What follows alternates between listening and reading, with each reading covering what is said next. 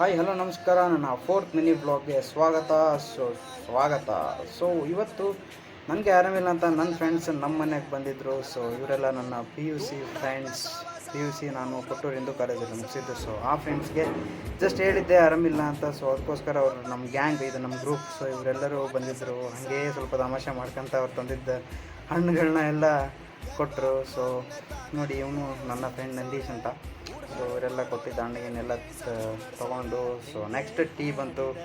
Tea ಕುಡಿತಾ enjoy ಮಾಡಿದ್ವಿ. ನಾವು ನಮ್ಮ ಕಾಲೇಜಲ್ಲಿ ಯಾವ ರೀತಿ ಕ್ಯಾಂಟೀನಲ್ಲಿ ಟೀ ಕುಡಿತಾ ಇದ್ವಿ ಆ ರೀತಿ ಮತ್ತೆ ಒಂದು ಮೆಮೊರಿ ಕ್ರಿಯೇಟ್ ಆಯಿತು. ಸೊ ಹಾಗೆ ಒಂದು ಸ್ವಲ್ಪ ಹೊತ್ತು ಮೂವಿ ಹಚ್ಚಿದ್ದೆ.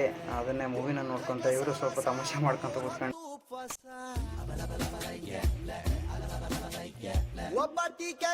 ಊಟ ಅಂದರೆ ಟಿಫನ್ ಬಂತು. ಸೊ ನಾವು ನಮ್ಮ ಕಾಲೇಜಲ್ಲಿ ಯಾವ ರೀತಿ ಎಲ್ಲರೂ ಎದುರುಗಡೆ ಕೂತ್ಕೊಂಡು ಟಿಫನ್ ಮಾಡ್ತಿದ್ವಿ ಆ ರೀತಿ ಮಾಡಿದ್ವಿ. ಅಷ್ಟರೇ ನಮ್ಮ ಚಿಕ್ಕಪ್ಪ ಬಂದರು. ಸೊ ಮದುವೆ ಓಡಾಟಕ್ಕೆ ಕಾರ್ ಬೇಕಾಗಿತ್ತು ಅಂತ, ಅವತ್ತು ಮನೆ ದೇವರಿಗೆ ಹೋಗಿ ಬರೋದಿತ್ತು ಅಂತ ಹೇಳಿದ್ರು. ಸೊ ಅದಕ್ಕೋಸ್ಕರ ಅವರು ಕಾರ್ ತೊಗೊಂಡು ಹೋಗ್ತಾಯಿದ್ರು.